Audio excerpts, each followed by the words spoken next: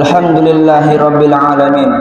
Wa nashhadu an la ilaha illallah wahdahu la syarikalah dzul 'azamati wal jalal wa nashhadu anna Muhammadan 'abduhu wa rasuluhu wa khaliluhu shadiqul maqal. Allahumma shalli ala 'abdika wa rasulika Muhammad wa ala alihi wa ashabihi khaira sahbin wa ali wa sallim taslima katsira. Amma ba'du, ya ayyuhan nas, usikum wa iyaya bitaqwallahi faqad fazal muttaqun.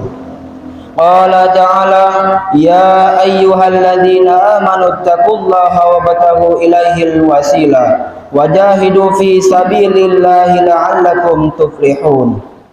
Wa qala, ya ayyuhalladzina amanu taqullaha wa kunu ma'as shadiqin. Fa inna asdaqal hadithi kitabullah wa khairal hadiyi hadiyu Muhammadin sallallahu alaihi wasallam wa syarrul umur muhdatsatuha wa kullu muhdatsatin bid'ah wa kullu bid'atin dhalalah wa kullu dhalalatin finnar.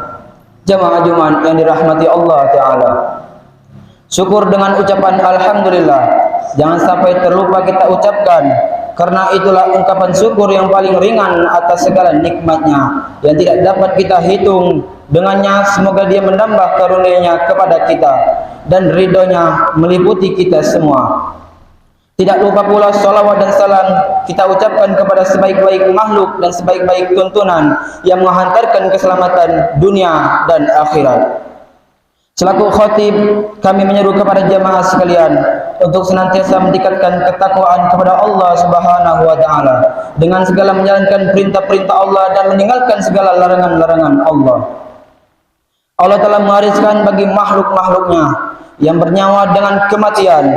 Dia menjadikan waktu kedatangannya tidak diketahui siapapun selainnya. Hanya saja Allah Ta'ala menjadikan pertanda yang menjadi peringatan akan kedatangannya dan mengirim utusan-utusan sehingga makhluknya tersadar. Di antara manusia yang sadar dan menyiapkan bekal sebelum kematian itu datang, dan dia selalu mengingatnya, di antara manusia ada juga yang melalaikannya dan enggan mengingatnya. Orang seperti ini berada dalam kecelakaan dan kerugian. Ketika kematian tiba-tiba menghampirnya, barulah dia akan mengatakan, aduh, meruginya diriku. Kenapa aku dulu meremehkan hak Allah dan dulu aku termasuk orang-orang yang menyepelekan. Dia pun berandai-andai kalau saja dapat kembali ke dunia setelah mati sehingga melakukan amal soleh yang telah ditinggalkan. Tetapi mustahil itu terjadi. Sebab kalau tahu dia kembali dan diberi kesempatan, pasti akan mengulangi perbuatan yang dulu ia kerjakan di dunia. Jamaah Jumat yang dirahmati Allah Subhanahu wa taala. Penyakit paling dahsyat yang menyakiti manusia adalah penyakit lalai. Penyakit ini mengeraskan dan mengelapkan hati, menjadikan hati kehilangan kehidupannya, serta mengajak manusia untuk cenderung kepada dunia dan melupakan akhirat. Orang yang lalai hidup mengikuti angan-angan dengan melupakan ajal, enggan beramal dan meliputi rasa malas. Adapun yang cerdas dan cerdik adalah yang senantiasa terlihat dalam keadaan waspada. Di antara bentuk kewaspadaan itu adalah selalu mengingat tanda-tanda peringatan kematian atau mengingatkan orang lain tentangnya, sehingga jiwanya merasa tenang ketika kematian tiba dan dia pun berbaik sangka kepada Rabb-Nya. Di sini kita akan menyebutkan beberapa tanda yang mengingatkan tibanya kematian untuk menjadi peringatan sekaligus ikhtibar. Akan kami sebutkan secara ringkas karena sebenarnya banyak sekali tanda-tanda kematian di antaranya. Peringatan pertama, berjalannya hari demi hari dan berlalunya tahun demi tahun. Tiap detik mengurangi menit, tiap menit mengurangi jam, tiap jam mengurangi hari, tiap hari mengurangi pekan, tiap pekan mengurangi bulan, tiap bulan mengurangi tahun, dan tiap tahun mengurangi umur. Bukankah umur kita tak lebih dari kumpulan-kumpulan menit dan jam, kumpulan hari dan pekan, serta kumpulan bulan dan tahun? Dan jika 1 jam telah lewat sampai hari kiamat pun, ia tak akan pernah bisa kembali. Demikian juga dengan hari, bulan, dan tahun.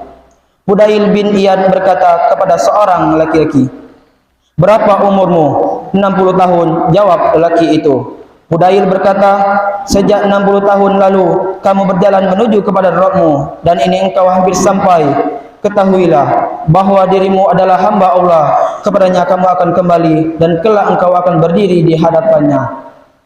Kemudian engkau diminta pertanggungjawaban mengenai umur kehidupanmu, maka persiapkanlah jawaban untuk menjawab pertanyaan. Lelaki itu berkata, lantas apa solusinya? Mudah, kata Fudail. Apa itu? Tanyanya. Fudail berkata, lakukanlah kebaikan pada sisa umurmu, niscaya engkau terampuni pada apa yang telah lampau. Karena jika engkau berbuat buruk pada sisa umurmu, engkau akan dihukum berdasarkan perbuatanmu di masa lampau dan yang masih tersisa. Peringatan kedua yaitu sakit. Ini adalah peringatan yang paling jelas, karena adanya dengan sakit, kesehatan menjadi berkurang, dengannya pula kekuatan melemah, pada akhirnya badan menjadi semakin berat, sehingga tak jarang orang tak lagi mampu berdiri, bahkan duduk. Dia juga harus kehilangan nikmatnya makanan dan minuman, napasnya menjadi sesak dan tubuhnya semakin berat, tubuhnya berbaring di ranjangnya. Padahal, akhir dari sakit, kalau bukan sehat kembali, hingga batas waktu tertentu, bisa juga berujung kematian atau kebinasaan. Islam betul-betul memperhatikan hak-hak orang sakit agar penderita merasa lapang dan terhibur. Makanya Islam menganjurkan untuk mengunjungi orang sakit. Thauban meriwayatkan bahwa Rasulullah SAW bersabda, siapa menjenguk orang sakit, dia berada di kebun surga sampai ia pulang. Orang yang sakit sudah seharusnya menjadi peringatan ini. Mereka isi akhir kehidupan dengan perbuatan yang membuat Allah ridho dan bersungguh-sungguh dalam menaati perintahnya. Peringatan ketiga, umur yang sudah tua.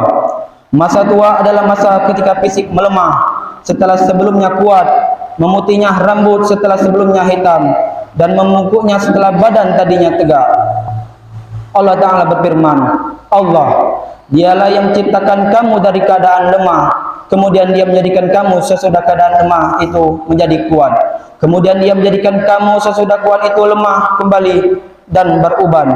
Dia menciptakan apa yang dikehendakinya, dan dialah yang maha mengetahui lagi maha kuasa. Quran Surah Ar-Rum ayat 54. Dan mereka berteriak dalam neraka, Ya Rabb, keluarkanlah kami, niscaya kami yang mengerjakan amal yang soleh berlainan dengan yang telah kami kerjakan. Dan apakah kami tidak memanjangkan umurmu dalam masa yang cukup untuk berpikir bagi orang yang mau berpikir? Dan apakah tidak datang kepadamu memberi peringatan, maka rasakanlah azab kami, dan tidak ada bagi orang yang zalim seorang penolong pun. Quran Surah Fatir ayat 37. Pemberi peringatan dalam ayat ini dan sebagian penafsiran adalah uban yang dimaksud adalah ubah Abu Hurairah. Meriwayatkan bahwa Rasulullah SAW bersabda, Allah memaklumi uzur atau alasan seorang yang panjangkan umurnya sehingga ia berusia 60 tahun. Imam Al-Qurtubi berkata, dikisahkan ada seorang nabi berkata kepada malaikat maut, kenapa kamu tidak mengirim utusan sebelum kamu datang sehingga manusia bersiap siaga menjelang kedatanganmu? Malaikat maut pun berkata, sudah, demi Allah, aku punya banyak utusan berupa penyakit, uban, berbagai kesusahan, dan memudarnya pendengaran dan penglihatan.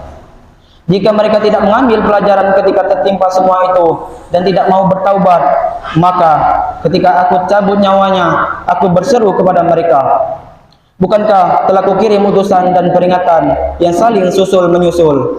Kini akulah utusan terakhir yang tidak ada lagi utusan setelahku. Akulah pemberi peringatan terakhir yang tidak ada lagi pemberi peringatan setelahku. Ketahuilah wahai para manusia, bahwa sesungguhnya mati itu pasti datang.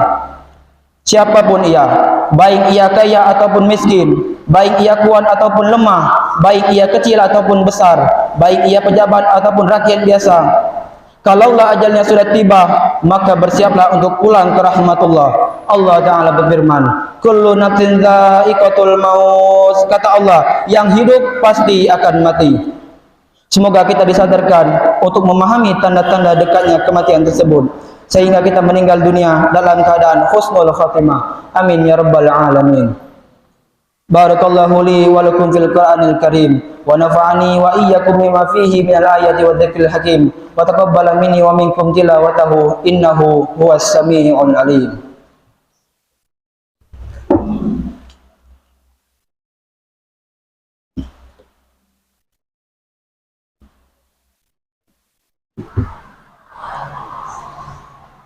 Alhamdulillahilladzi amarna bil ittihadi wal i'tisami bihablillahil matin. Nashhadu an la ilaha illallah wahdahu la syarikalah, iyyahu na'budu wa iyyahu nasta'in.